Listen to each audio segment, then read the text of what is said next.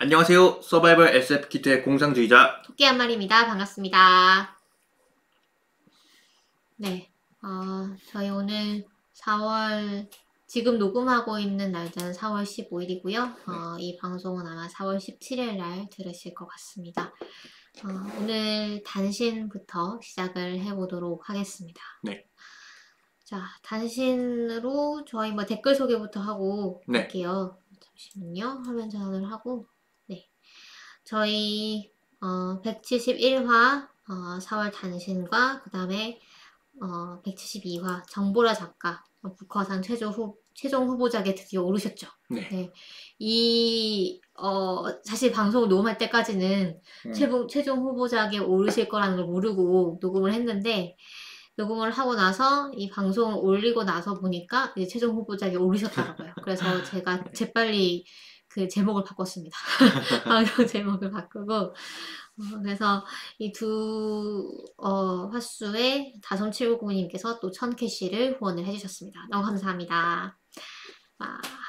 그리고 유튜브에 댓글이 달렸어요. 그 김묘성님께서 정보라 작가의 저주토끼가 북커상 최종 후보에 올랐군요. 잘 알지도 못하던 작가인데 후보에 오른 책까지 소개해 주셔서 감사합니다. 라고 해주셨습니다.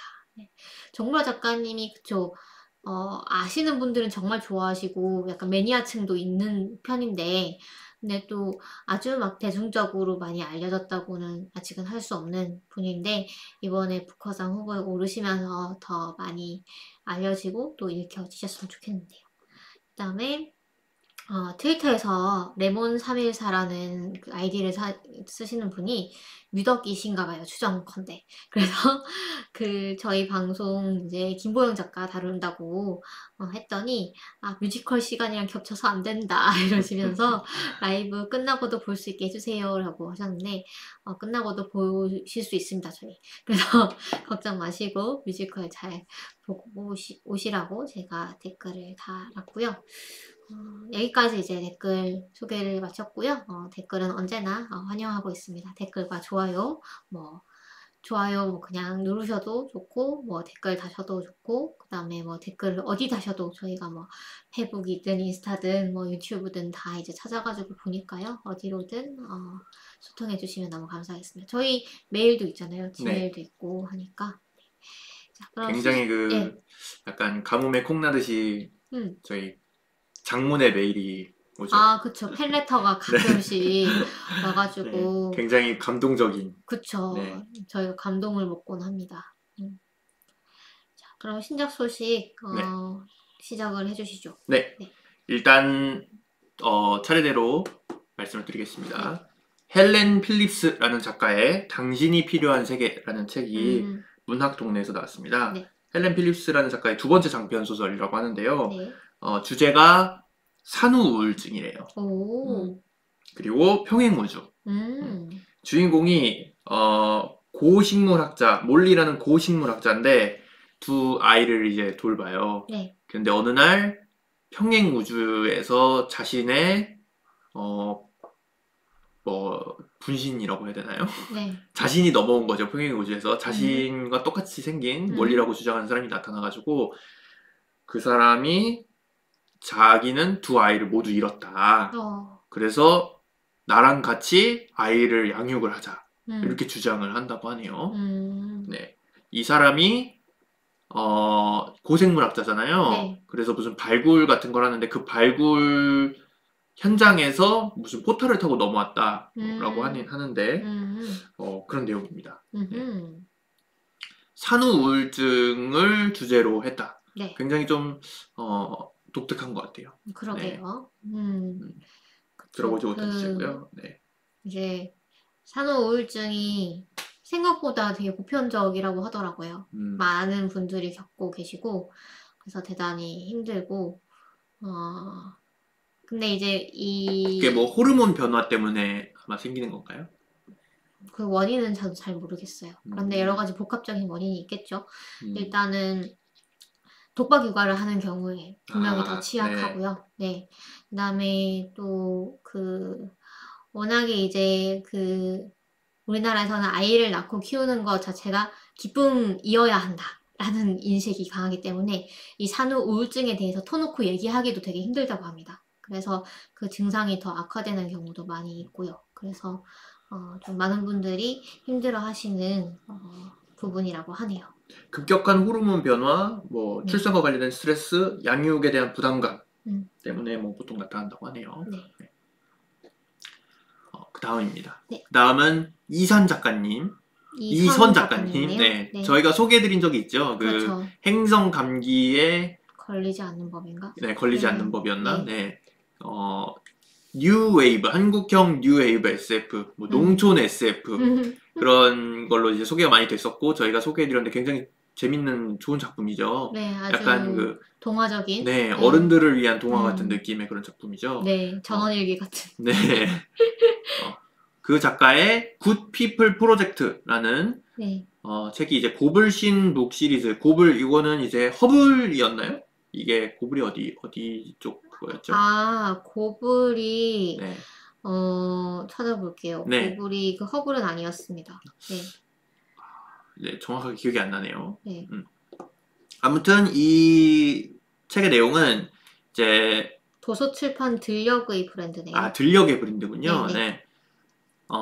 이 도시가 미세먼지가 가득 차가지고 이제 사람들이 제대로 살 수가 없는데 약간 디스토피아적인 그런 배경에서 이 부자들이 지하 도시를 건설을 하려고 하는 거예요. 그런 어떤 환경 오염을 피하기 위해서. 네.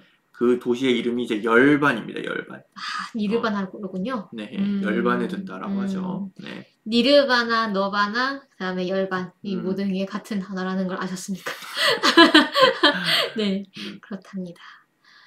그래서 열반에 들려면은 사람이 선해야 되잖아요. 네. 이 시험을 들어가지고 선한 사람이라고 판단이 되어야만 이 열반이라는 도시에 들어갈 수 있는 거예요. 네, 그 프로젝트 이름이 이제 Good People 프로젝트인 거고요. 이야, 재밌네요.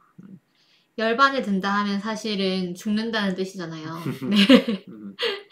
좀 아이러니한 그런 이름을 일부러 붙이신 게 아닌가. 그 부처가 그 순환의 고리를 끊는 거죠. 그 뭐라 그러지? 그 환생이라고 하는 윤회를 끊는 거죠. 네. 네. 카르마의 그 업에서 벗어나서 뭐 저거죠. 그래서 시다르타가 이제 보리수 나무 밑에서 열반에 들었죠. 그 정도로만 알고 있습니다. 저도. 그다음에 네, 그런 책이고요. 네. 그 다음은 옥타비아 버틀러의 책이 새로 나왔습니다. 씨앗을 뿌리는 사람의 우화라는 책이고요. 네. 요거는 이제 초공감자라는 어떤 뭐 타인의 고통을 함께 느끼는 그런 능력을 가진 사람이래요. 그런 사람의 이야기라고 하는데 배경이 이제 2024년 기후변화로 폐허가 된 2024년 이제 얼마 안 남았죠. 이 세계가 이제 우리에게 다가오기까지. 네. 근데 이 소설 자체는 지금은 이제 돌아가셨으니까 옛날에 나왔던 소설인데. 그쵸. 옛날에 나왔죠. 네. 근데 기후변화가 지금도 아직까지 큰 문제잖아요. 그렇죠. 그래서 93년에 발표를 했는데 이 30년 뒤의 미래를 이렇게 정확하게 예견한 게 아닌가 뭐 이런 얘기를 하네요. 네. 그래서 보면은 이 씨앗을 뿌리는 사람의 우화의 얘기를 보면은 뭐 기후 변화 등으로 무너진 이제 국가라든가 뭐 노동자를 착취하는 거대 기업, 장벽을 세우는 사람들, 굉장히 다 어디서 많이 들어본 얘기들이죠. 네, 이방인을 차단하기 위해서 장벽을 세운다. 저기 미국의 저기 무슨 장벽이었죠? 그 밑에 세운 장벽. 뭐 그런 것들이 생각이 나는 그런 배경이죠. 네. 굉장히 좀 어떻게 보면 선구자적인 그런 시각을 가진 소설이라고 할 수 있을 것 같아요. 네. 그리고 또 보면은 버틀러 선생님이 약간 뭐 그 마법 같은 걸로 해결이 되는 문제가 아니라 좀 현실적인 방식으로 문제가 해결되는 그런 이야기를 쓰고 싶었다라고 얘기를 하셨대요. 네. 그런 고민의 결과물이라고 합니다. 네. 알겠습니다. 자, 그 다음 책으로 넘어가기 전에 저희 콩탕콩님께서 부장님 개그를 발사하셨는데 열반이라니 우중반에 들어가야지 하하 이렇게 하셨네요. 그다음 점점. 네. 네, 넘어가도록 하겠습니다. 넘어가죠. 네. 당신 이생의 이야기랑 솜이 리커버가 돼서 나왔습니다. 아, 솜이란 숨이죠, 숨. 네. 저기 테드창 작가의 책이죠. 네. 테드창 작가님들 좋아하는 분이 굉장히 많으시죠, 또. 그쵸. 네. 이거를 구매를 하시면은 알라딘에서 테드창 양장 노트를 증정을 하고 있습니다. 네. 혹시 테드창 작가를 좋아하시는 분들은 네. 기회를 놓치면 안 되시겠네요. 그러네요. 네. 그 다음에 한국 SF 명예의 전당이라는 책이 나왔습니다. 아작에서 나왔고요. 요거는 알라딘에는 미출간이라고 나오더라고요. 아직 출간이. 네, 지금 크라우드 펀딩 중이거든요. 아, 그렇군요. 네, 그래서 벌써 이제 목표는 많이 달성을 했지만 이 크라우드 펀딩을 하고 싶은 분들은 이 마감되기 전에 얼른 참여를 하시면 좋을 것 같습니다. 드디어 이런 책이 나왔어요. 저희도 보통 뭐 미국 SF도 이런 명예의 전당 이런 것들이 있는데 그러니까 이 한국 SF 어워드의 수상작만 이제 모아서 이게 건으로 돼 있잖아요. 지금 1권이 건이고 건공간리라고 하죠. 네. 그 4개의 네 권의 한 세트로 되는 시리즈예요. 그래서 첫 번째 건에는 이제 대상을 받았던 작품들만 모아서 낸 거고, 그 다음부터는 이제 우수상을 받았던 작품들을 모아가지고 낸다고 합니다. 그래서 대단히 그래서 표지에도 요게 세 줄이 그쵸. 건이었군요. 그렇죠. 네. 그래서 대단히 소장 가치가 있는 책이 되지 않을까라는 생각이 듭니다.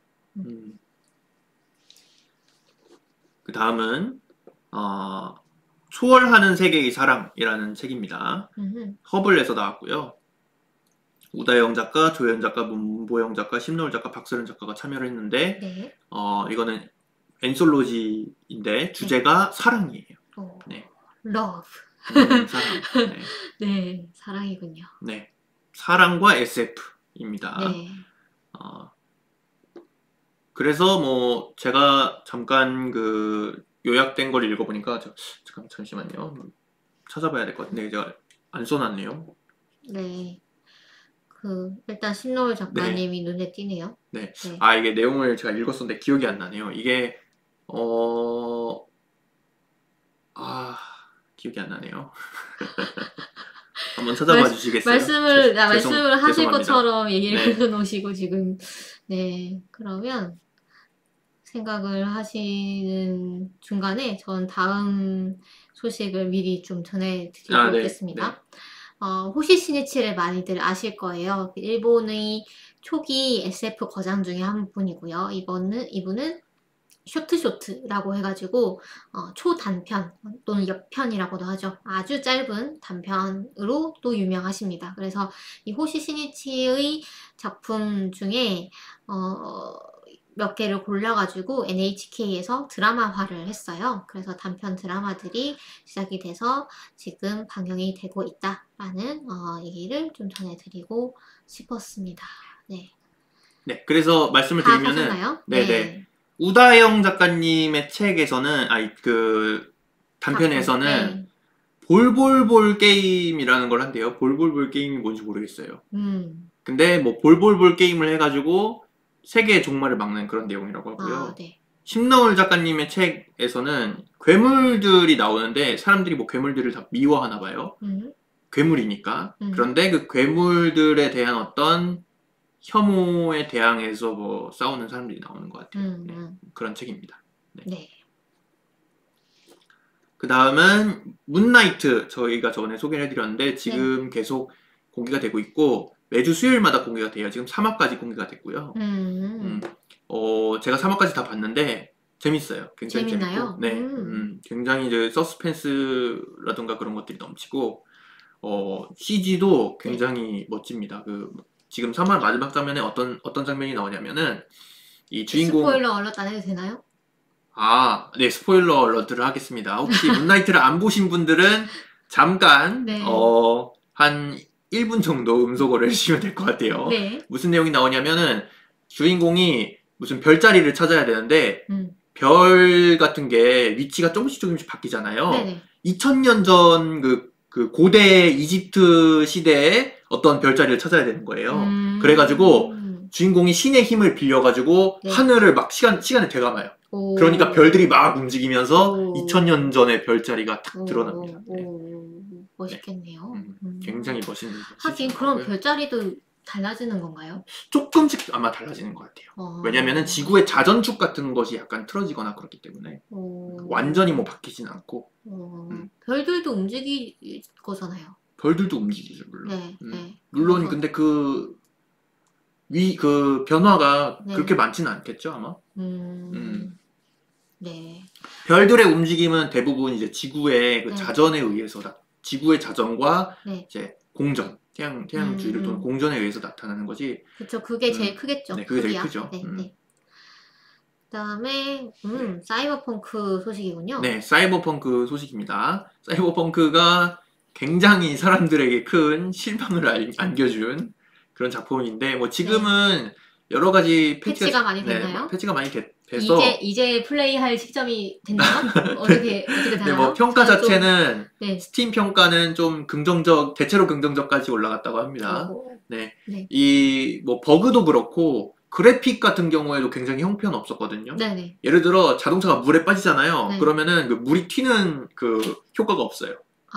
네, 그냥 자동차가 이렇게 물로 이렇게 뭔가 땅속으로 가라앉는 것처럼 이렇게 뭔가 사라지는 것처럼 이렇게 가라앉는 그런 느낌이었는데 사실 10년 전 게임인 GTA 5에도 사실 이게 구현이 돼 있거든요. 네네. 네, 그러니까 굉장히 그래픽에 신경을 안 썼는데 최근에 이것도 패치가 됐습니다. 네, 그래가지고 근데 그거를 아쉬워하는 분들도 많아요. 왜냐면은 약간 컬트적인 아니요, 재미가 있어서 버그 하려고 이 게임, 버그 쓰려고 이 게임 하시는 분들 많았거든요. 예를 들어 칼을 든 상태로 대시를 하면은 대시가 쿨다운 같은 게 없어가지고 연속 대시를 해가지고 날아다닐 수 있어요, 하늘에서. 네. 그런 것들을 이제 막아버렸거든요. 가지고 뭐 아쉬워하는 분들도 있더라고요. 네, 아무튼 그래가지고 사람들에게 굉장히 좀 실망감을 안겨줬던 그런 게임이었는데 확장팩이 나온다고 합니다. 확장팩이 발표가 공식적으로 된 건 아니고 재무보고서에서 언급이 됐고 2023년 출시 예정인데 올해 연말에 공지될 예정이다. 그래서 과연 사이버펑크가 부활을 노릴 수 있을 것이냐 그런 것들이 좀 주목이 되겠네요. 그러네요. 콩땅콩님 문나이트의 그 오스카 아이작이 네, 맞아요. 연기를 정말 잘한다고 다중인격이라는 설정이잖아요. 네네. 뭐 완전 딴 사람 같아져요. 저는 이제 원어로 안 받고 한국어 그 더빙으로 봤거든요. 네네. 근데 성우분도 완전히 목소리가 달라요. 같은 분인데? 네, 같은 분인데 목소리가 다르고 이 오스카 아이작도 연기를 할 때 어떻게 연기를 하냐면은 이 두 명이거든요. 인격이 지금까지 나온 건 두 명인데 스티븐 그랜트는 영국 사람이라는 설정이고 마크 스펙터는 미국 사람의 설정이래요. 그래서 영어로 보면은 그 발음까지 완전히 달라진다고 합니다. 와, 영국 발음이랑 미국 발음이 이렇게 하는 거예요? 네. 세상에. 엄청나죠? 엄청나네요. 와. 저는 이제 원어로 안 봐가지고 그런 부분에 대해서는 사실 잘 모르는데 그렇다고 하더라고요. 저는 더빙으로 봤습니다. 네. 알겠습니다. 네. 그러면 다음 소식. 네. 그 다음은 SF 뉴스입니다. 네. 휴고상 후보들이 발표가 됐는데 이 영상의 이 장편 영상 부문에 승리호가 후보로 올랐습니다. 네. 그래서 굉장히 좀 띠용하는 소식이어가지고 가져와 봤는데요. 자, 승리호와 다른 후보들이 뭐가 있죠? 다른 후보들 보니까 듀운이 일단 있어요. 듀운. 듀운이면 네, 굉장히 그 자비가 없네요. 명예로운 죽음. 네, 명예로운 죽음을 할 수 있을 것 같고. 근데 보니까 좀 왜 이 작품이 있을까 싶은 것도 있어요. 샹치는 사실 그렇게 제가 봤을 때는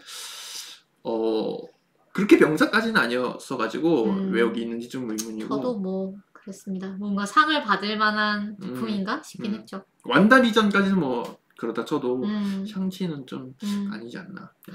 완다비전 저 요즘 보고 있거든요. 그래요? 재밌더라고요.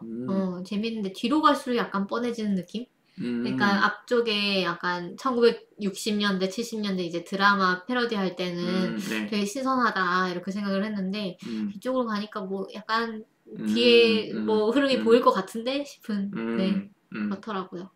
그래도 반전이 좀 있습니다. 그래요? 네, 반전이 좀 있고. 그러면 계속 봐야겠습니다. 그리고 그린라이트 저번에 제가 얘기했나요? 그린라이트라는 작품이랑 네. 그다음에 엔칸토가 있네요. 네. 엔칸토랑 그린라이트랑 샹치 정도는 아마 SF라기보다는 좀 판타지에 가까운데 이 휴고상이 사실 SF랑 판타지 분야의 이제 상이라서 아마 판타지 작품도 들어간 것 같고요. 그린라이트는 약간 예술 영화 같은 작품이에요. 그 가웨인과 뭐라고 하지? 그 녹색 기사 뭐 어쩌고 저쩌고 하는 그 아더왕 전설 같은 거 있잖아요. 네. 그런 영국 전설을 이제 영화로 만든 건데 그 전설에 나오는 뭐 이 기사가 뭐 3번의 시련을 거치고 그다음에 자기가 원래는 이제 그러니까 뭐 왕 앞에 어떤 녹색 기사가 나타나서 그 녹색 기사를 이렇게 목을 베었는데 그랬더니 그 녹색 기사가 이제 목을 들고 다시 일어나가지고 너는 나와 똑같은 나에게 한 것과 똑같은 그 죽음을 1년 뒤에 맞이해야 된다. 어디로 와야 된다. 뭐 이렇게 얘기를 하는 거예요. 아니요, 그 주인공이 따로 있어요. 그래서 그 주인공한테 그렇게 얘기를 해서 주인공이 처음에는 이 녹색 기사를 물리친 사람으로 되게 영웅으로 떠받들어가지고 되게 호화로운 생활을 누리지만 계속 마음 한쪽이 캥기는 거예요. 왜냐하면 나는 1년 뒤에 죽어야 되니까. 그래서 1년 뒤에 그러면 도망칠 수도 있는데 내가 과연 기사로서 그 어떤 약속을 지킬 것인가에 대한 영화였어요. 그래서 그 어떤 시련을 거치면서 뭐 자기가 어떤 처음에는 뭐 비겁한 선택을 하기도 하고 나중에 뭐 명예로운 선택을 하기도 하고 그래서 뭐 기사도 같은 거를 막 발휘하기도 하고 그래서 제가 느끼기에는 약간 인간의 양심과 뭐 이런 것에 대한 영화가 아닌가라는 생각이 드는데 어쨌든 되게 예술 영화 같은 느낌이었고 아주 영상미가 뛰어난 그런 콩땅콩님이 여우가 매력 포인트라고 하는데 여우가 뭐죠? 여우? 어떤 여우요? 여우가 나왔나? 여우가 여우 그 여우인가요? 동물 여우를 말씀하시는 건가요? 동물 여우가 나오나요? 그 기억이 잘 안 나요. 여우가 나왔었나? 하여튼 네. 여우가 매력 포인트라고 합니다. 그렇군요. 그리고 저기 소설 엔칸토도 네. 보셨나요? 아니요, 엔칸토는 안 봤습니다. 애니메이션 아닌가요? 애니메이션입니다. 디즈니인가 저긴가? 네. 그러니까 대충 그 설정은 알거든요. 그 뭐 마법에 걸린 집인가 그거 아닌가요? 광고를 봤는데. 맞아요. 네. 마법에 걸린 집입니다. 아, 그린라이트에 여우가 나오는군요. 네. 여우가 나오는군요. 네, 제가 깜빡했네요. 저기 엔칸토가 그 디즈니에서 나온 그쵸 애니메이션 영화인데 이 영화의 삽입곡이 뭐 타이틀곡도 아니었는데 그 삽입곡이 엄청나게 뭔가 인기를 끌어버려가지고 그래서 대단히 유명해진 영화라고 합니다. 사실 저는 영화만 봤을 때는 뭐 그렇게 뭐 아주 썩 재밌거나 되게 명작이라고 느껴지진 않았는데 워낙에 인기가 있어가지고 이번에 그 아카데미 시상식에서도 뭐 주제가 상인가 뭐 그런 걸 받았다고 하더라고요. 네. 소설에는 보니까 그 프로젝트 헤일 메리가 있더라고요, 후보에. 아, 네, 맞아요. 뭐 오를만 하지 않나요? 네, 오를만한 것 같아요. 네. 그래서 앞으로 결과가 언제 나오죠?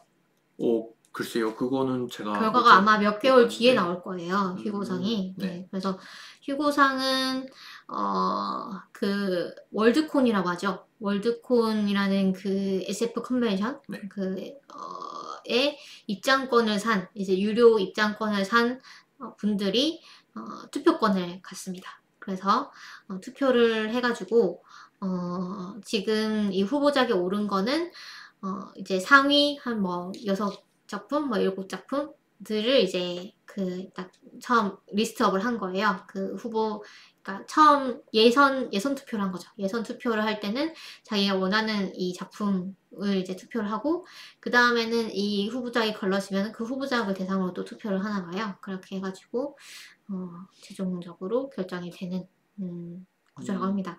우리나라의 그 SF 어워드는 심사위원들이 직접 심사를 해가지고 상이 정해지고요.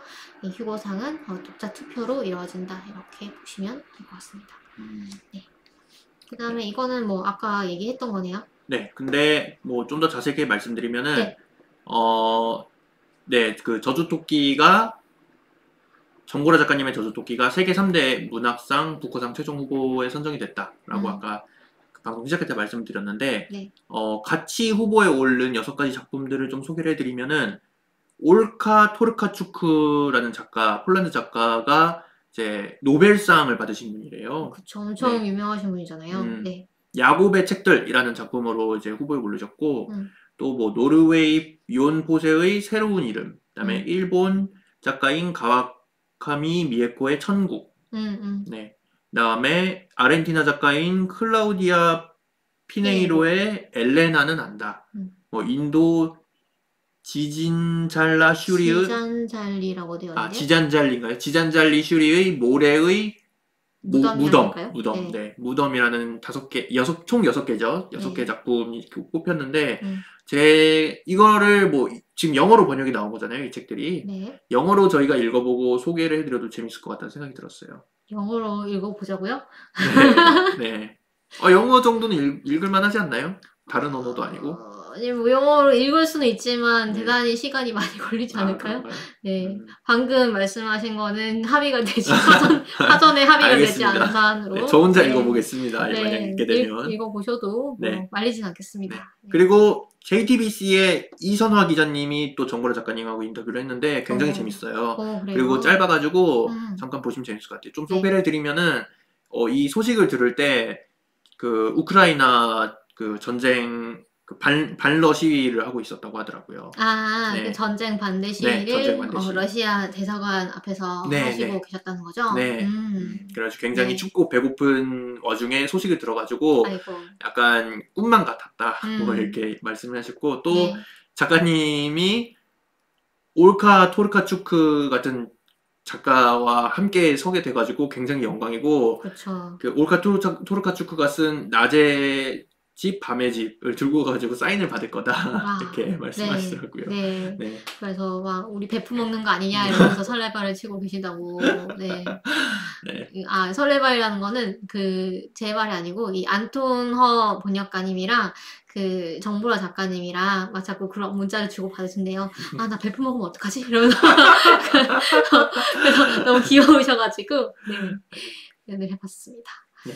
그리고 저번에 신의 20일이라는 잡지에 천설란 작가님, 신노 작가님, 이경희 작가님, 황무가 작가님의 인터뷰가 실렸다 이걸 소개를 해드렸잖아요.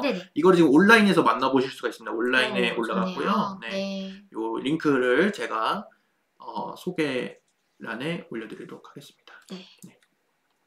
SF 관련 소식은 여기까지고 과학 뉴스도 오랜만에 몇 개 좀 준비를 해봤어요. 뭐 다 소개를 해드릴까요? 좀 몇 개가 있는데. 지금 뭐 시간이 많이 남은 것 같아요. 이 외상후 스트레스 장애 (PTSD)라고 하는 게 있잖아요. 이게 이제 뭔가 충격적인 일을 겪으면은 트라우마라고 하죠. 그런 장면들이 계속 플래시백이 된다거나 비슷한 상황에 빠졌을 때 뭔가 공황을 일으킨다거나 그런 이제 뭔가 증상이 있는 그런 병이잖아요. 그것을 치료하는 어떤 약물과 기전을 찾았다고 합니다. NYX783이라는 약물인데 요거를 뇌에다가 주입을 하면은 그 전두엽 부분에 이제 그런 신경세포 구조들이 좀 빠르게 변한대요. 그런 것들을 뭔가 억제하는 방향으로 공포를 억제하는 방향으로 빨리 변한다고. 신경세포의 변형을 향상시킨다고 하네요. 그래서 어떤 공포심을 억제하고 또 그런 기억에서 좀 더 벗어날 수 있게 해주는 것 같아요.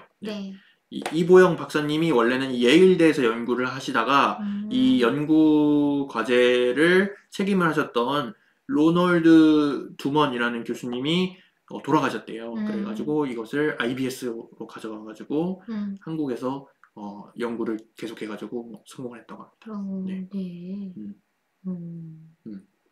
너무 좀 좋은 소식이네요. 네. 네. 그리고 뭔가 뇌의 뭔가 기전 같은 것을 발견했다는 것도 굉장히 신기하고 네. 어떤 뇌에 작용하는 단백질 같은 것들이 뭔가 발견되고 있는 것이 좀 놀라운 것 같아요. 굉장히 어려운 과제라고 생각을 하잖아요. 그런 것들이 뇌와 관련된 것들이. 그렇죠. 네. 우울증 같은 것도 아직 그 원인이라던가 그런 것들을 잘 모르잖아요. 이게 뭐 선천적인지 후천적인지 어떤 기전이라던가 그런 것들이 뭔지 그런 것도 잘 모르잖아요. 그런 부분도 빨리 뭔가 해결이 되면 좋을 것 같습니다. 네. 그래도 뭔가 약이 꽤 잘 나오고 있다고는 하더라고요. 그래서 우울증이라는 게 약간 그 어떤 호르몬의 밸런스가 깨진 상태일 수도 있기 때문에 그래서 자기가 어떤 마음을 굳게 먹는다고 이걸 극복할 수 있다. 이렇게 믿기보다는 정말 정신과라던가 심리상담이라던가 이런 거를 받아가지고 좀 우리가 아프면 병원에 가듯이 그렇게 하는 게 필요하다고도 합니다. 그래서 그걸 혼자서 뭔가 이 증상이 뭐 이렇게 가볍다, 심각하다 이렇게 판단을 하기가 되게 어려운 병인 것 같아요. 그리고 또 이게 사실은 완치가 잘 안 되는 병이기도 하잖아요. 그쵸. 네. 약을 계속 먹어야 될 수도 있고. 그럼 관리하는 네. 병이라는 쪽으로 좀 근데 더 뭐, 시각이 됐으면 좋겠어요. 예를 들면 당뇨도 그렇잖아요. 그렇죠. 네, 식이요법으로 계속 관리를 해야 되는 거고. 네. 근데 그렇게 관리를 해서라도 그 증상이 좋아지고 나의 삶의 질이 높아진다면 안 할 이유가 없겠죠. 네, 저는 그렇게 생각합니다. 네. 그 다음에 뭐 인유학에 대한 내용도 몇 개 있어서 가져왔는데 네. 우리 인간이 이제 호모사피엔스인데 우리 호모사피엔스는 다른 동물들과 달리 친척종이라고 하나요? 친척종이 없잖아요. 우리는 그러니까 그러게요. 사피엔스잖아요.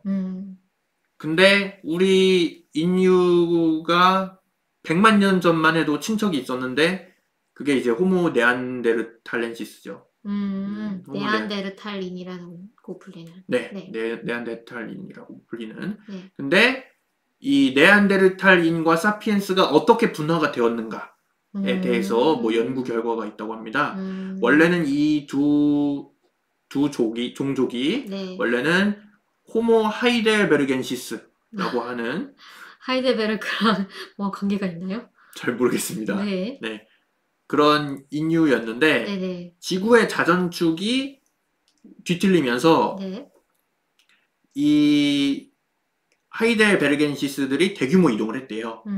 그리고 굉장히 그 기후가 추워지면서 네. 빙하기가 왔잖아요. 네네. 인류가 막 이제 생겨나던 때에 네. 빙하기가 오면서 그 인구가 전체적으로 줄어들잖아요. 그러면서 이제 유전적 다양성이 감소가 되니까 더 진화가 이제 촉발되는 그런 현상이 있었는데 그러면서 호모사피엔스와 호모 네안데르탈렌시스가 생겨났다고 합니다.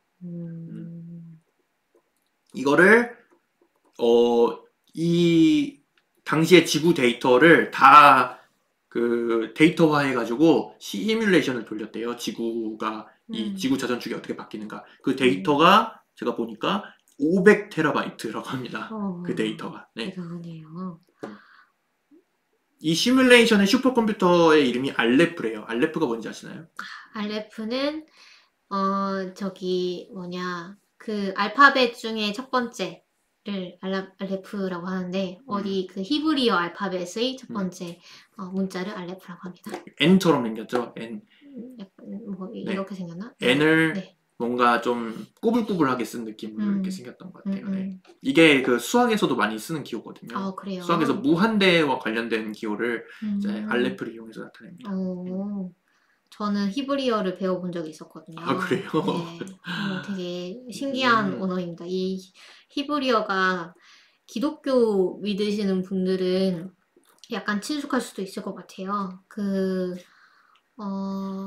약간 뭐라 그럴까? 히브리어가 아닌가요? 히브리어 맞을걸요? 맞죠? 네. 이게 히브리어는 모음이 없어요. 모음이 없고 그 자음에다가 거기다 점을 찍거든요. 점을 찍어서 모음을 나타내는데 그게 없을 수도 있어요. 그 점이. 그래서 그럼 무슨 발음으로 발음하죠? 약간 예측을 해야 돼요. 예측을 해서 이거는 대충 보통 이런 문맥에서는 이렇게 발음이 되더라. 이렇게 생각을 해가지고 뭐 예를 들면은 그 여호와라고 하잖아요. 여호와, 네. 야훼 뭐 이런 것도 이제 그 히브리어로 어떻게 적는지 뭐 이런 것도 배우고 그랬었습니다. 저는 뭐 종교적인 그 이유로 배운 건 아니긴 한데 그거 배우면서 그 히브리어 선생님께서 막 그런 이제 그 히브리 사람들이 문화라든가 그때의 역사라든가 이런 거 막 엮어가지고 이제 강의를 해주셨거든요. 되게 재밌게 들었던 기억이 있습니다. 저는 그거밖에 몰라요. 그 바바예투. 바바예투라는 그 문명 5의 그 OST 중 하나가 이제 히브리어로 된 노래잖아요. 아, 그렇군요. 아무튼 이거 좀 더 얘기를 해드리면은 이 호모 하이델베르겐시스가 분화를 할 때 이 유럽 쪽으로 네안데르탈렌시스가 이동을 했고, 네. 그 다음에 아프리카 쪽으로 호모사피엔스가 이동을 했는데, 이 기후가 다시 온난해지고 나서, 원래는 이제 빙하기였으니까 온난해지고 나서 호모사피엔스가 이 대규모 이주를 했거든요. 이 네. 아시아 쪽으로. 그러면서 호모 네안데르탈렌시스와 이제 자원 경쟁을 벌이다가 네안데르탈렌시스가 이제 밀린 거예요? 네, 밀린 거죠. 네, 그래서 사라졌다. 네. 근데 일부 학자들은 네안데르탈렌시스와 호모사피엔스가 서로 아이를 가졌을 수도 있다. 뭐 그런 과정에서 좀 뭔가 서로 섞였을 수도 있다. 이런 식으로 주장하는 분도 있더라고요. 네, 뭐 널리 받아들여지는 주장인지는 모르겠습니다. 네, 그런 것도 본 것 같아요. 네. 그런 내용이었고요. 네. 또 다른 뉴스는 플라스틱 지구라는 제목으로 된 광노필 기자님의 기사입니다. 이게 플라스틱이에요. 네, 비닐입니다. 비닐 하우스를 우주에서 촬영한 거래요. 아, 그럼 네. 하얗게 보이네요? 네. 이런 비닐 하우스가 이제 식물을 기를 수 없는 그런 곳에서 이제 곡물을 만들기 위해서 사용이 되는 그런 거잖아요. 네. 이게 다 이제 비닐로 되어 있는데, 네. 그게 빛을 반사해가지고 우주에서 보면 하얗게 보인다고 합니다. 이런 식으로. 네. 네. 굉장히 빽빽하게 돼 있죠. 네. 네. 이게 단순히 비닐하우스 뿐만이 아니라 우리 저기 시골 같은 데 가보면은 식물을 이제 보호하기 위해서 비닐들을 이제 흙에 이제 쭉 이제 해놓고 구멍을 뽕뽕뽕뽕 뚫어가지고 거기서 네. 식물을 심잖아요. 네네. 그것도 이제 이런 식으로 반사가 돼서 보인대요. 그거가 제가 듣기로는 저희 그 부모님이 귀농을 하셔가지고 네. 들어보니까 그렇게 비닐을 씌우지 않으면 거기서 엄청난 잡초가 자란다고 합니다. 네. 그래서 흙을 갈아엎은 다음에 비닐을 씌워놔야 거기에서 잡초가 안 나고 우리가 구멍 뚫은 데에서만 이제 우리 묘목을 키울 수가 있다고 하네요. 네, 이런 비닐 같은 것들이 전부 다 쓰레기가 된대요. 이 곡물들을 채취하고 나서 네. 전부 다 쓰레기가 된대요. 재배하고 나서. 네, 재배하고 나서. 네. 네. 작물 수확이 끝나면은 환경 오염원이 된다. 네. 그래가지고 이런 것들이 큰 문제다라고 합니다. 네. 우주에서도 보인다는 게 좀 충격인 것 같아요. 네. 뭐 만리장성이 우주에서 보인다 이런 얘기가 있잖아요. 근데 네. 그게 사실은 거짓말이래요. 아, 그래요? 안 보인다고 하더라고요. 안 보인대요? 네. 그런데 이런 비닐 이런 것들이 이렇게 잘 보인다는 게 좀 충격적이라서 가져와 봤습니다. 약간 지구의 알베도에도 영향을 끼칠 것 같네요. 왠지. 네, 빛을 반사시켜가지고 반사하는 그 능력에. 그러네요. 그 다음은 닭 없는 달걀 흰자가 나왔다 이런 소식도 있어가지고 가져왔습니다. 네. 네. 비건이 네. 이제 요즘 좀 트렌드, 네. 뭐 이슈 이런 거잖아요. 그렇죠. 네. 뭐 환경을 위해서 우리 동물 소비를 좀 줄여야 된다. 육식을 좀 덜해야 된다. 이런 얘기죠. 네. 그래서 그런 어떤 연구의 일환으로 나온 것 같아요. 네. 이게 어떻게 만드는 거냐면은 달걀 흰자를 구성하는 단백질이 이름이 여기다 알부민. 네, 알부민. 네네. 이런 단백질을 네. 효모를 이용해서 만든대요. 효모에다가 DNA 같은 거를 삽입을 해가지고 네. 네. 그래서 만들어내는 그런 것들이 개발이 되고 있다고 합니다. 핀란드에서는 곰팡이를 이용해서 이런 것들 만들고 미국에서는 효모로 만들고 있다고 합니다. 저 위에 보니까 소 없는 우유도 있나 보네요. 네, 소 없는 우유도 개발이 되고 있다고 합니다. 네. 우유가 되게 좋은데, 그러니까 저는 되게 우유 좋아하거든요. 네. 되게 맛있는데 항상 약간 양심의 가책이 있었죠. 이 송아지가 먹어야 될 거를 뺏어 먹고 있지 않나. 했는데 너무 신기하네요. 근데 이런 게 진짜 사실 생각해 보면은 그렇게 막 어려운 기술이라서라기보다는 수요가 없어서 그동안은 개발을 안 했던 게 아닌가라는 생각도 들긴 하거든요. 그래서 많이 개발이 돼가지고 좀 우리가 다른 동물들을 덜 괴롭히고 맛있는 걸 먹을 수 있었으면 좋겠네요. 채식 식당 이런 것도 많이 생겼으면 좋겠고 네네. 가격 같은 것도 좀 더 싸졌으면 좋겠고 그쵸. 야채도 잘 해놓으면 되게 맛있는데 네. 그런 거를 잘 모르니까. 네. 그 다음에 브리타 이거는 사실 뭐 최근 소식은 아닌데 제가 최근에 알게 돼가지고 좀 소개를 하려고 가져와봤어요. 혹시 브리타 정수기 쓰시나요? 저는 안 쓰긴 하는데 네. 제가 어렸을 때 썼었어요. 되게 옛날이죠. 옛날 한 8, 90년대쯤에 썼고요. 그 필터에 대한 얘기도 들어봤습니다. 이거를 필터를 다른 나라에서는 재활용을 해주는데 회사에서 직접 가져가가지고 우리나라는 그걸 안 해주고 우리가 뭐 버려야 된다 뭐 이런 얘기였죠. 네. 이게 뭐 내부에 있는 물질은 사실은 그 필터 이게 브리타 정수기가 뭐냐면은 물병에다가 필터를 끼워가지고 위에다가 수돗물을 부으면은 필터를 통해서 뭐 염소나 그런 것들이 걸러지는 그런 정수기거든요. 네. 그래서 그냥 집에서 간편하게 쓸 수 있는 그런 그렇죠. 정수기인데 이게 원래 독일 회사로 제가 알고 있는데 외국 같은 경우에는 이 필터를 재활용을 다 한대요. 내부에 있는 것들이 활성탄 같은 건데 이거는 사실 그 썩는 물질이라고 하더라고요. 근데 외부는 플라스틱이니까 이런 것도 재활용 충분히 가능하고 내부에 있는 활성탄도 재활용하려면 할 수 있다고 하더라고요. 말려가지고 다시 쓸 수 있다고 하더라고요. 그래서 외국에서는 재활용하고 있는데 우리나라에서는 안 해왔었죠. 근데 작년부터 이것들을 다 재활용을 하는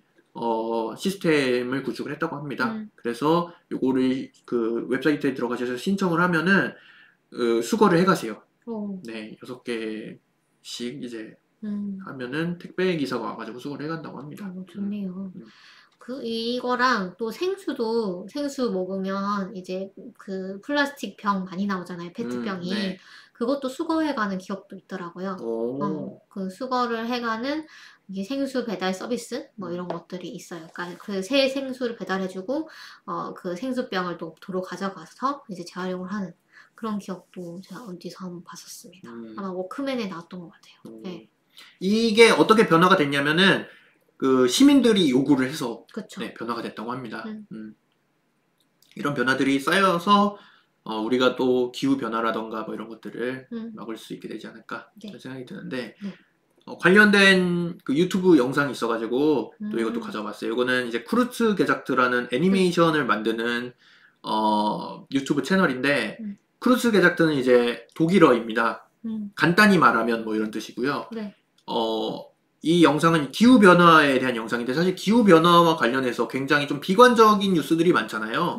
기후변화라는 것들이 굉장히 우리가 암담하다. 미래가 암담하다 라든가 네. 우리가 현재 뭐 막을 수 있는 것이 아니다 뭐 이런 예측도 있고 네. 뭐 자연적인 변화다 이런 얘기도 있고 또 정치인들이라던가 뭐 기업들이 이런데 별로 노력을 안 하고 있다 뭐 이런 얘기도 있죠. 네. 그런데 이 크루츠 게작트의 영상은 그래도 비교적 좀 희망적인 그런 그 내용이라서 가져와 봤습니다. 이 크루츠 게작트 영상에 의하면은 네. 과학자들이 연구한 바에 의하면은 2030년인가 뭐 40년까지 온도가 3도 최대 3도까지는 오를 거다 뭐 이렇게 전망을 한다고 해요. 네. 그런데 이제 스레스홀드가 지구에서 더 이상 뭐 인류가 살아갈 수가 없게 되는 그 스레스홀드가 4도라고 합니다. 네. 그러니까 스레스홀드라는 거는 역치죠. 그러니까 어떤 네. 문턱값이라고 네, 번역을 네. 하던데, 네, 네. 그러니까 이 4도를 넘으면 인류가 살기가 매우 힘들어진다. 불가능하다. 불가능하다. 네, 불가능하다라고 얘기를 하더라고요. 3도가 되면은 매우 많은 인구가 죽을 것이다 이렇게 되고, 네. 그다음에 2도 정도가 되면은 매우 많은 빈곤국들이 고통을 받을 것이다. 뭐 이런 식으로 설명을 하는데, 지금 과학자들이 예측하기로는 현재의 어떤 기술 발전이라든가 이런 것들을 다 따져봤을 때 기술 발전이라든가 뭐 우리가 지금 여러 가지 시도를 하고 있잖아요. 탄소 포집이라든가 아니면은 그 재생 가능한 에너지, 풍력 에너지, 뭐 그다음에 태양열 에너지 이런 것들을 다 따져봤을 때 이런 것들을 얼마나 전환이 되고 있는지 이런 걸 따져봤을 때 3도까지 최대 3도 이상은 좀 아닐 가능성이 높다 이렇게 예측을 한다고 해요. 네. 그런 비교적인 희망적인 메시지를 또 주고 있고, 네. 또 뭐 우리가 희망을 가져야 된다. 희망을 가지지 않도록 하는 것이 이런 어떤 그 석유를 판매한다거나 뭐 석탄을 판매하는 그런 기업들의 어떤 계략이라고 해야 되나요? 사람들이 어차피 안 될 건데 어차피 망할 건데라고 생각을 갖게 하는 것이 이런 반대론자들의 어떤 전략이다.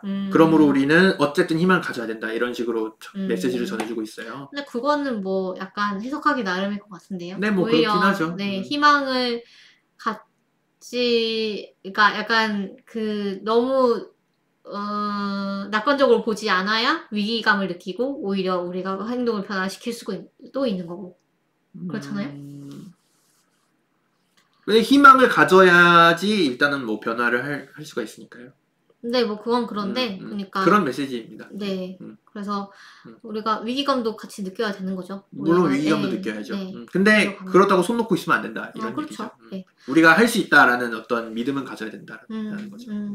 그래서 사실 이 모든 이 환경을 보호해야 된다. 그러니까 환경을 파괴한 것도 인간이지만 환경을 보호해야 한다라고 외치는 것도 인간이잖아요.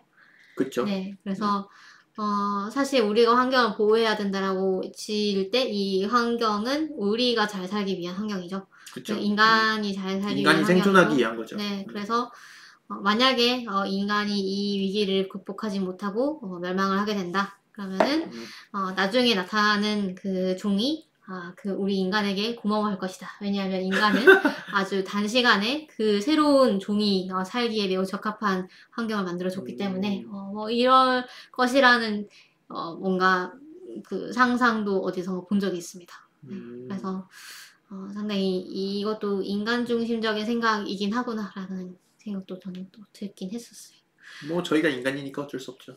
네. 그래서 그 영상에 또 나오는 얘기가 풍력 에너지나 태양열 에너지가 현재 엄청 싸져가지고 뭐 그거는 사실 그 지리적인 요건에 따라서 많이 달라지는 거긴 합니다만 석탄이랑 석유보다 더 싸졌다고 하더라고요. 현재 네, 에너지를 생산하는 단가 자체는. 네.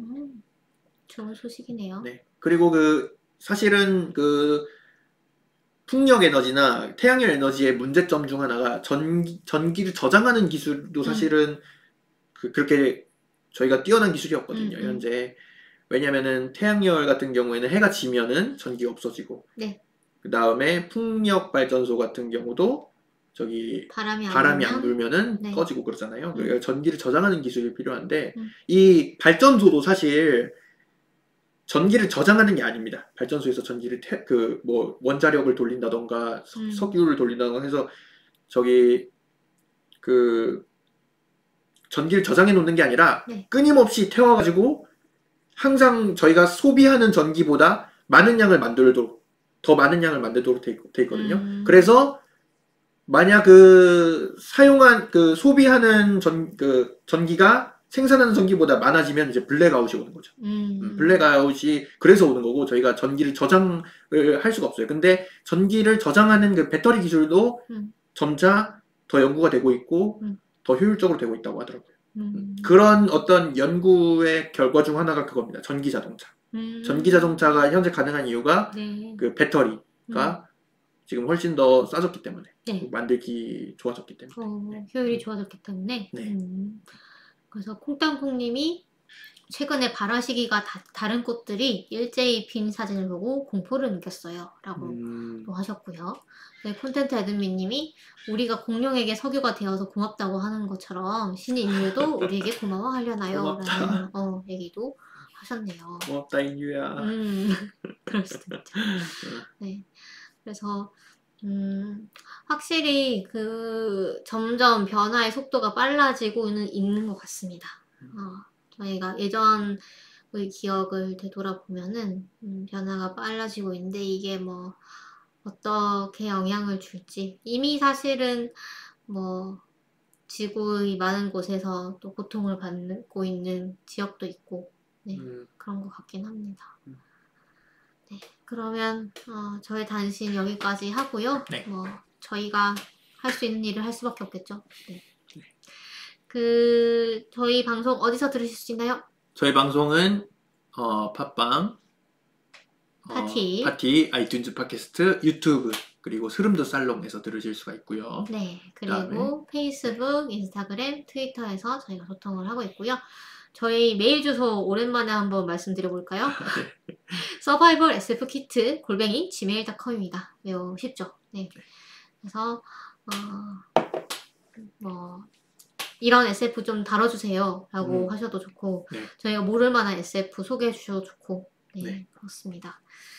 자, 그러면 저희 오늘 여기까지 하고요. 네. 그러면 다음 주에 저 김보영 작가님 특집으로 돌아오도록 하겠습니다. 네. 여러분 다음 주에 만나요.